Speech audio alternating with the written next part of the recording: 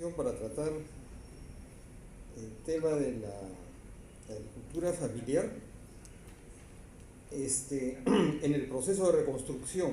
Yo quisiera hacer un primer comentario vinculado a la introducción que hizo el congresista Horacio Ceballos. Es que creo que habría que entender hoy día el proceso de reconstrucción, no solamente reconstruir lo que fue destruido por efectos del niño costero y lo que pueda ocurrir ahora, sino porque el agro peruano necesita ser reconstruido, el conjunto del agro peruano. Y creo que la agricultura familiar es el actor principal para esta reconstrucción de la agricultura del país en su conjunto. Y lo digo por lo siguiente, porque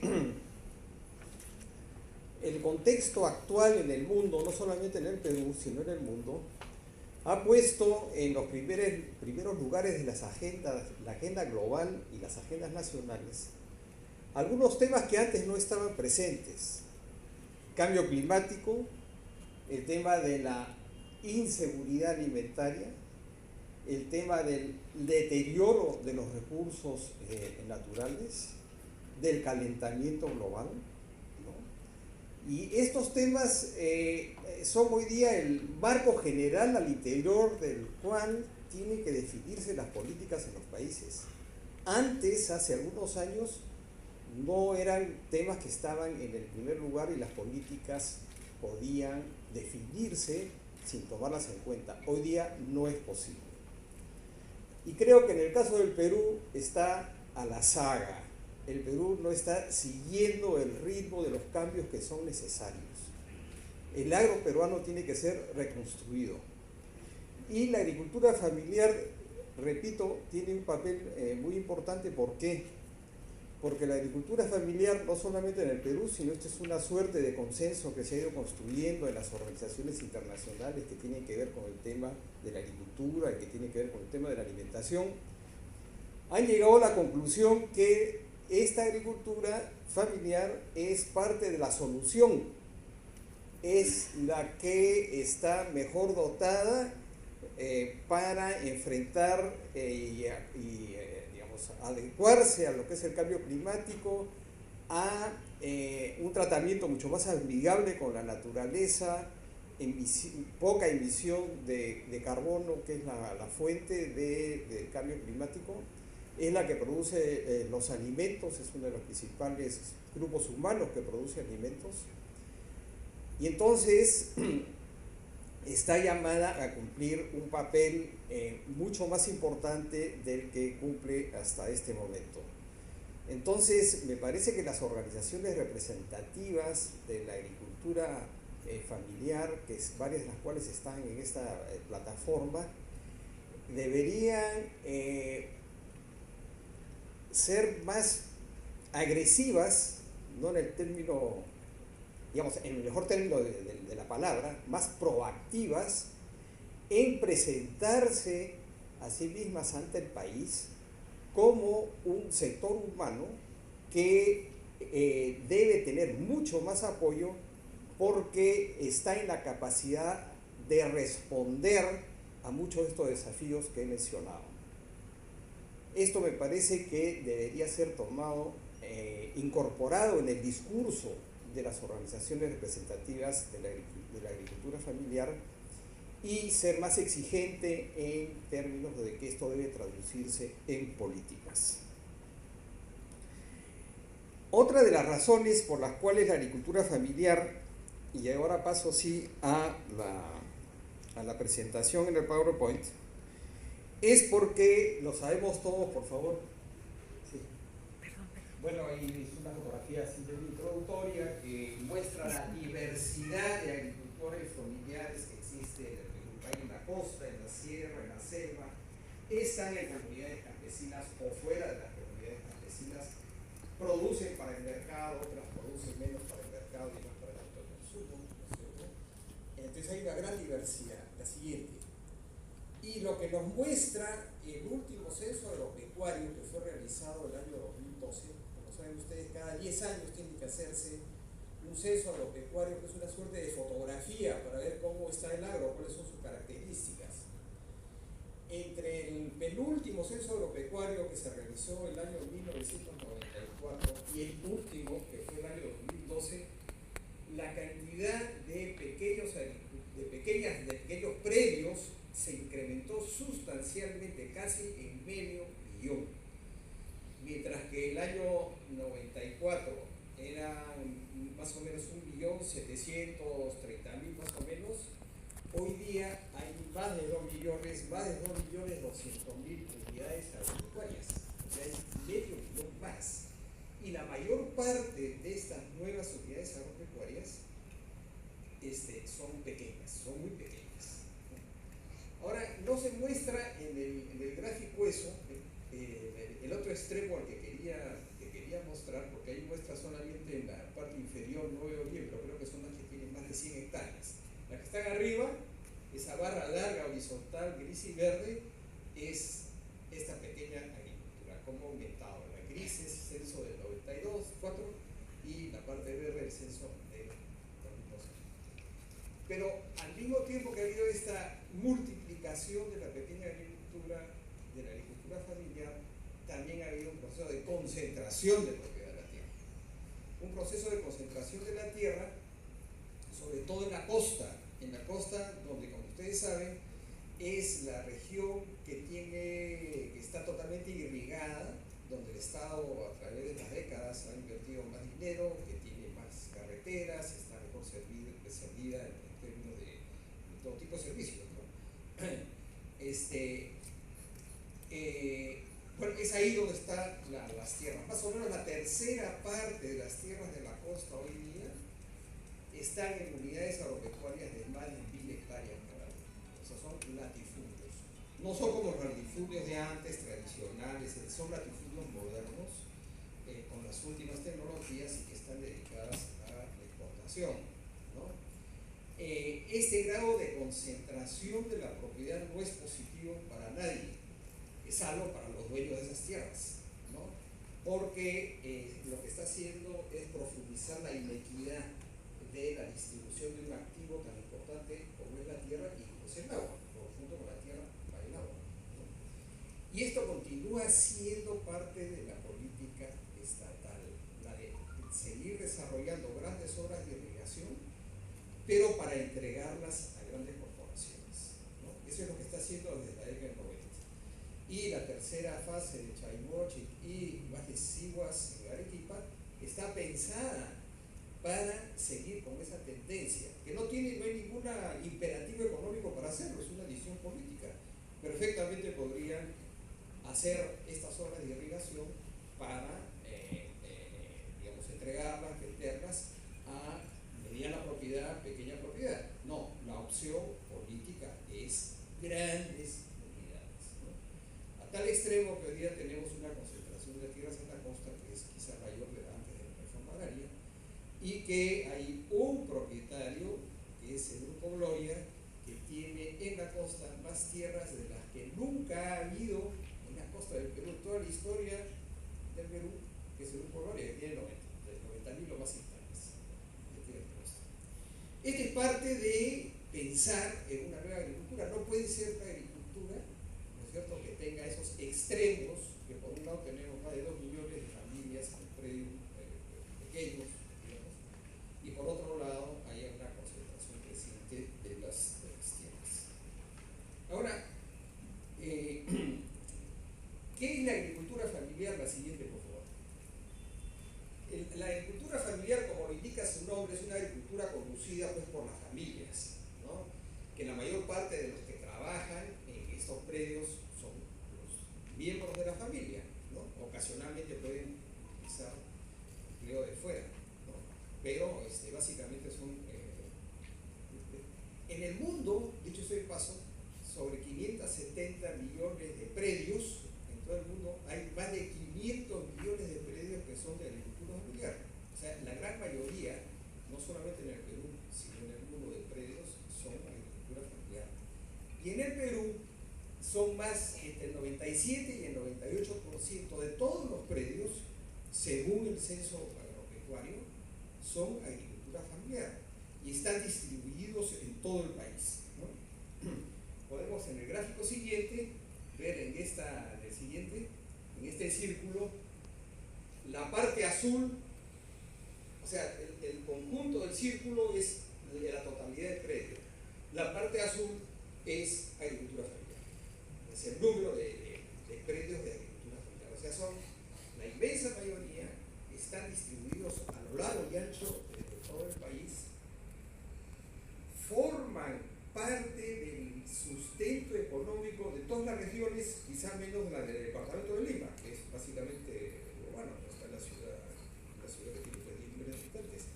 Pero en casi todas las regiones, la economía del campo, ¿no es cierto?, viene a ser la principal fuente de creación de riqueza. En casi todas. Y habría que preguntarse en las diferentes regiones si los gobiernos regionales están tomando eso en cuenta.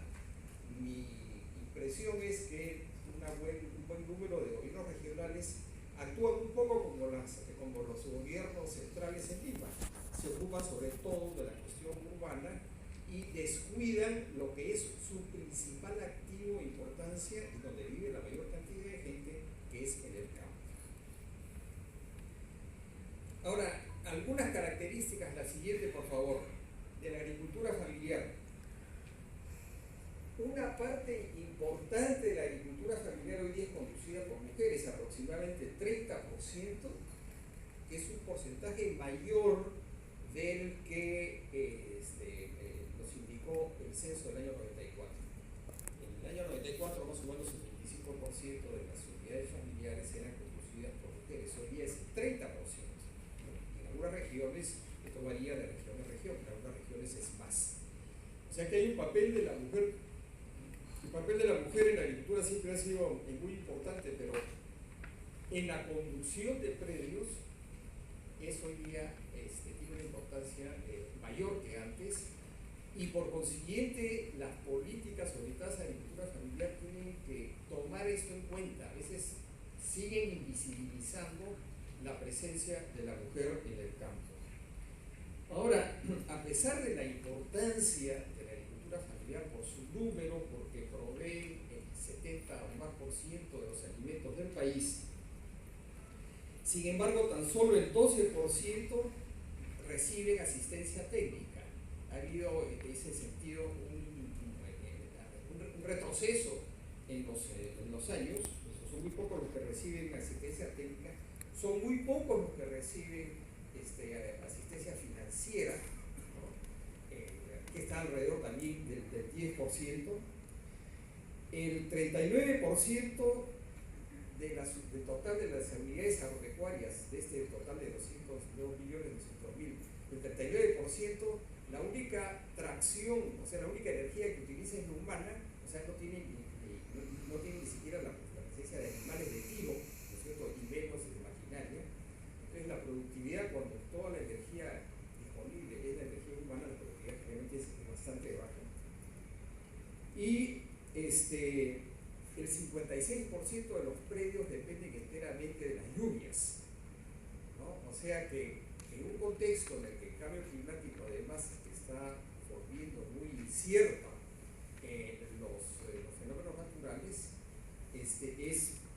es perentorio que se extienda cada vez más las inversiones en obras de irrigación, la pequeña agricultura, que esa cantidad de centenares de millones de dólares que se utilizan para las grandes irrigaciones sean orientadas a lo que es la pequeña y mediana agricultura. Sin embargo, del propio ministro anterior de Agricultura escuchamos, cuando hubo el sustento en el Congreso para el nuevo presupuesto del Ministerio de Agricultura, dijo que para las nuevas inversiones del programa Sierra Azul había 0 soles, ¿no? Que solo había recursos para continuar obras que estaban iniciadas, y sino que eran 0 soles para nuevas obras. Entonces estamos en una situación bastante crítica en lo que concierne afrontar este gran número que depende de lluvias y que no tienen acceso seguro al recurso hídrico. En la siguiente podemos ver, la siguiente diapositiva, podemos ver, miren, Ahí, desde la distancia que están ustedes no pueden ver, pero este es el porcentaje de agricultura familiar en todos los departamentos del país. Están entre el 90 y el 100%. O sea, el 90 sería el número que está más a la izquierda es el 90%. El que está más a la derecha es 100%. O sea, todos los departamentos del Perú, la agricultura familiar es entre el 90 y el 100% de sus unidades agropecuarias. Y en el caso de los departamentos que voy a leer, de Puno, Loreto, Huancavelica, Cusco, Cajamarca, Ayacucho y Apurímac, es casi el 100%, que son los 6 que están primero arriba, ¿cierto? Entonces es abrumadora en todo el territorio peruano, es abrumador la presencia de la agricultura familiar y no se entiende cómo están relativamente marginadas las políticas. La siguiente, por favor. Ahora, esta agricultura familiar no es toda por igual. Ya mencioné que hay en la Amazonía, no es lo mismo que en el caso de los Andes o en el caso de la costa. No es lo mismo ser comunero que no ser comunero, de ser totalmente comercial a ser parcialmente comercial. No es lo mismo, ¿no es cierto? Esto es bien importante porque cuando uno se hacen políticas, las políticas tienen que tomar en consideración las características del universo hacia el cual se dirigen estas políticas. Entonces no hay una sola política para la agricultura familiar porque al interior hay mucha diversidad, ¿no? Entonces para esos fines hay una tipología de agricultura familiar que, y esta tipología es muy parecida que se han hecho en otros países de América Latina, que distingue básicamente 3 tipos de agricultura familiar. Una agricultura familiar de subsistencia, que son de unidades que tienen poca tierra, que generalmente no acceden a agua, o serían mejoradas, etc. Una agricultura que se llama, digamos, consolidada, que es una agricultura familiar que tiene suficientes recursos como para que la familia pueda vivir, toda la familia de la explotación agrícola, ¿no es cierto?, que está vinculada al mercado, etc. Y luego una agricultura familiar intermedia entre esta primera, más pequeña, más de subsistencia, y esta consolidada que se llama pues, una agricultura familiar intermedia, ¿no? Ahora, resulta que en el caso peruano, la agricultura familiar de subsistencia es más o menos el 87% del total de la agricultura familiar. Y esto tiene que ser tomado en cuenta cuando se definen políticas. ¿Por qué? Porque, por ejemplo, el Ministerio de Agricultura no tiene prácticamente herramientas para orientarse a ese inmenso sector. El Ministerio de Agricultura se orienta más a lo que es la agricultura familiar consolidada, o sea, la que está más establecida y a la intermedia, pero no a esta 87%. ¿Quién se ocupa de este 87%? ¿No es cierto? Básicamente lo que se llaman los programas sociales, ¿no? O sea, los programas de transferencia de recursos, el MIDIS, ¿no es cierto? ¿Cuál es el problema de eso? Si bien es importante esta transferencia de recursos a poblaciones que son muy pobres, el problema es que son consideradas en las políticas simplemente como pobres, no como posibles actores de desarrollo. No son incluidas en programas de desarrollo, son incluidos solamente como programas de sobrevivencia prácticamente, ¿no? Y este es un problema muy grave porque no se está resolviendo el problema de fondo, que es no podemos tener una población siempre requerida de transferencias porque no generan ingresos suficientes. Esa población tiene que incorporarse como actores en el desarrollo mismo. Y esas políticas no están definidas. ¿Quién hace esas políticas? No las hace el Ministerio de Agricultura, ¿cierto? Hay un inmenso vacío. Entonces, cuando hablamos nosotros, cuando la ley dice fomento y desarrollo desarrollo de la agricultura familiar generalmente está pensando pues, en el 10%, 12% de la agricultura familiar y no está pensando en la mayor parte de agricultores familiares. Pasamos la siguiente. Pasamos la siguiente. Está viendo otra base.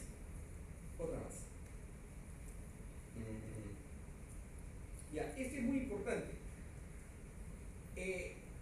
El valor de la producción agraria del país, ¿no es cierto?, para el año 2012. O sea, si nosotros monetarizamos cuánto produce toda la agricultura del país, toda, la que producen los pequeños y la que producen los grandes, lo que se exporta, la que no se exporta, etc. Todo eso. Resulta que la agricultura familiar representa más de la mitad de todo ese valor agropecuario del país. Fíjense la importancia que tiene, ¿no? Aun cuando, ya lo mencioné, tenemos estas corporaciones modernísimas con gran tecnología, la productividad, etcétera, etcétera. Sin embargo, el peso de la agricultura familiar, el peso económico, es más grande que todo eso. Y como veremos en la siguiente diapositiva, ¿ya? En la siguiente diapositiva, el círculo completo de la izquierda, ahí se han separado dos sectores, ¿no? Pero si de ese círculo de la izquierda, la parte verde es la PEA, población económicamente activa dedicada a la agricultura, es todo el círculo. La que emplea la agricultura familiar de toda esta población económicamente activa de agrícola, la que emplea más es la agricultura familiar, que es la parte verde. O sea, desde el punto de vista de la creación de empleo, la agricultura familiar es mucho más importante que la agricultura más moderna que se está desarrollando y que es la que necesita el Estado. Y ayer justamente estuve revisando una información de la Asociación de Exportadores de ADEX, que tiene un boletín, y mostró un cuadro muy interesante que dice: por cada $1.000.000 que se exporta en productos agrícolas, ¿cuántos empleos se crea? Y entonces, ¿cuánto en la agricultura tradicional, que es la que estamos hablando ahorita? En la agricultura tradicional, por cada $1.000.000 que se exporta, se crean 4 o 5 veces más empleo que la industria. Es decir, la capacidad de creación de empleo en la agricultura familiar es mucho mayor que la capacidad de creación de empleo de lo que es la gran agricultura. Fíjense que lo que estoy diciendo no son solamente numeritos, son este país, digamos, es un país donde las desigualdades son muy grandes, donde hay mucha pobreza, sobre todo pobreza rural, ¿no?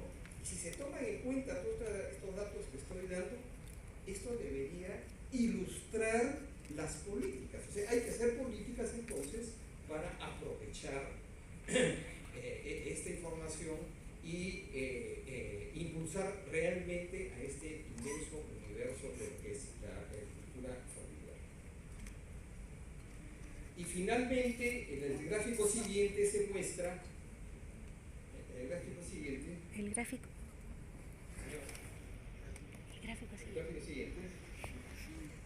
se muestra para la costa, la sierra y la selva, son los tres bloques de columna, costa, sierra y selva, el porcentaje de la producción de la agricultura familiar que va al mercado.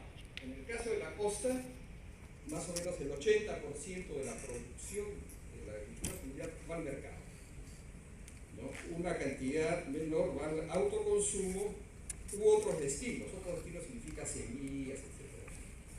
En el caso de la sierra, una mayor parte va hacia al autoconsumo, que es la columna roja, ¿no? Y a la derecha, la mayor parte de la producción en la selva también va a la venta. Entonces, la importancia de la producción para el mercado, si bien varía en las tres regiones, en la agricultura familiar es muy importante. No sé cómo voy de tiempo, alguien que me diga si estoy bien o estoy mal. En la siguiente, por favor. Ahora,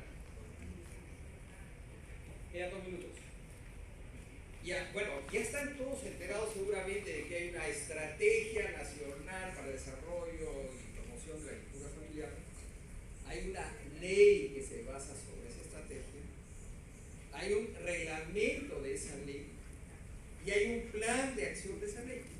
O sea, la parte normativa está completa, ¿no? Y sin embargo, no se está ejecutando. ¿Por qué no se está ejecutando? Porque no bastan las leyes para que las cosas funcionen. Las cosas funcionan cuando hay una base social que empuja para que funcione. Y si no, no funciona. Si las propias organizaciones de la agricultura familiar no ejercen una presión en el buen sentido, no me refiero que estás tirando piedras, no ejercen una presión, ¿quién se va a mover para que esas leyes se implementen? Lo contrasto con la ley de alimentación saludable. En la ley de alimentación saludable, que hace ya casi 6 años que se dio, ha ido avanzando a trompicones, pero ha ido avanzando, ¿por qué? Porque ha habido sectores, plataformas que han ido empujando, yendo al Congreso, yendo acá, etcétera, etcétera, presionando al Ministerio de Salud para que saque el reglamento. Ya, ha ido avanzando.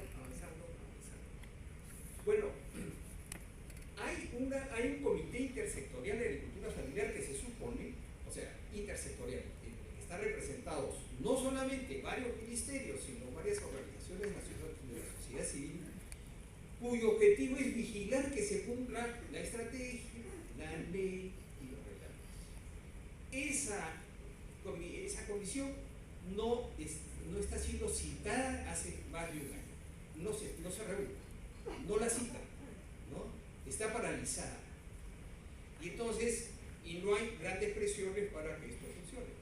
Entonces, está hasta no sé cuándo durmiendo el sueño de los justos. La nueva ministra de Agricultura ha dicho 3 cosas.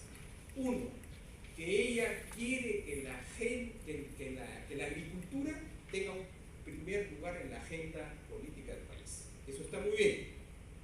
2, quiere también que en esa agenda la agricultura familiar esté en primer lugar en la agenda pública. También está muy bien. Hay una tercera que desde mi punto de vista personal no está muy bien, es que quiere que por 20 años más se prolongue esta ley, la ley que le llaman la ley Klimper, ¿no? Que es una ley que le da una serie de subsidios a la gran agroindustria de exportación. ¿Por qué va a subsidiar la gran agroindustria de exportación? Siempre se echa flores y dice somos lindos y maravillosos, cada vez exportamos más, etc. ¿Y por qué se le sigue subsidiando? ¿No es cierto? ¿Por qué se le sigue subsidiando? ¿No? Bueno, entonces yo estoy en desacuerdo totalmente con esa tercera cosa que dice la ministra. Pero tomemos la palabra de que quiere impulsar en la agenda política del país la cuestión agraria y que quiere poner en el centro de la agenda del país la agricultura familiar. Y quiero terminar la intervención diciendo lo siguiente, que en la ley de promoción de la agricultura familiar hay una trampa. Porque si uno lee la estrategia dice la agricultura familiar es maravillosa. Y pone cuáles son los lineamientos. La ley dice lo mismo. La agricultura familiar es maravillosa. Y pone que hay que darle preferencia, hay que darle crédito, hay que darle servicios, hay que darle esto, la asociatividad y todo eso. Pero ¿qué es lo que dice el último artículo de la ley de agricultura familiar? Dice: la implementación de lo establecido en la presente ley se financia con cargo al presupuesto institucional de cada uno de los pliegos e instituciones involucradas, sin demandar recursos adicionales al Tesoro Público. Es decir, el presupuesto para toda esta maravilla de leyes y estrategias es simplemente lo que ya existe. No hay un centavo más. La ley lo dice en su último artículo. O sea, lo que dice en realidad en el último artículo es todo este rollo maravilloso de los 9 artículos anteriores no se la crea, porque para eso no le vamos a dar un centavo. ¿No es cierto? Y ese es uno de los temas importantes que creo que tienen que ser discutidos. Estoy seguro que Epifanio, que anda siguiendo precisamente estos temas, va a contarnos un poco qué es lo que está ocurriendo. Bueno, con esto termino y realmente mi mayor deseo serían dos cosas. Una, que todos ustedes en buena parte son agricultores familiares y representan a organizaciones, créanse, a lo mejor se lo creen, yo todavía no lo creo, que se la crean ustedes, créanse que son lo más importante que puede ocurrir para cambiar el agropecuario y que sus organizaciones tienen que estar a la altura de hacer eso, ¿cierto? Y dos, creo que las propuestas que tienen ustedes deben ser enriquecidas de tal forma de que muestren